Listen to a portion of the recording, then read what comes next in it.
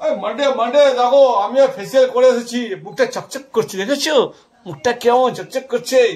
মানটিকে বলবো দেখো আমি কত কত সুন্দর চকচক পয়সা খরচা করে ফেসিয়াল করে এসেছি, বুঝেছো? মানডে মানডে কোথায় গেলে? মানডে কি হলো কি? এটা কে?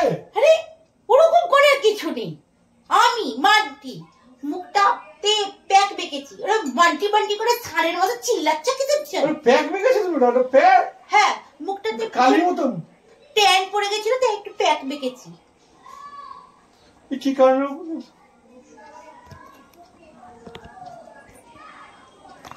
আরে এটা প্যাক নাকি? এটা হাড়ির কালিটা পুষলে মুখে মাখলেই তো হয়ে যেত।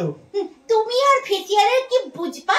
হ্যাঁ, তুমি তো কিছু বোঝে না বলেই এসব কথাবার্তা বলো। এটা হচ্ছে জানো, এটা একটা দারুণ প্রোডাক্ট। এটা আমাকে ছেলে এনে দিয়েছিল। এই দেখো, এটা মাখলে হচ্ছে সমস্ত যত মুখের ট্যান থাকে সব রিমুভ হয়ে যায়, বুঝেছো? তুমি এইসব কিছু বুঝবে না, বুঝেছো? তো সানের মতো চিল্লাচ্ছিলে কেন সেটা বলো। না আমি তো গেছিলাম ফেসিয়াল করতে, ফেসিয়াল করে আসলাম। আমি, তুমি করতে পারো সবসময়, আমিও করে আসলাম ফেসিয়াল। তাই তোমার দেখাবার জন্য আমি ভাবলাম যাই একটু মানটিকে ফেসিয়ালটা দেখিয়েছি কেমন হয়েছে ফেসিয়ালটা।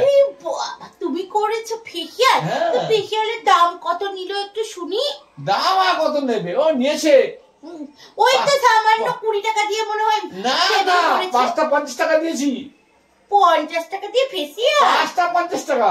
5টা 50 টাকা? বাবা, কই দেখি তোমার মুখখানা। এই দেখো, এই দেখো, এই দেখো, এই দেখো। বাবা, এই তো দেখছি আবার হাড়ির কালির থেকেও মানে আরো বেশি হয়েছে। তার থেকে একটা কাজ করো, বাড়ির হাড়ির কালিটাকে ভালো করে রেখে দেবো, ওটা মেখে বসতে থেকো। আরে এত টাকা খরচা করে আমি ফেসিয়াল করে আসলাম, এখন কি বলে গেল?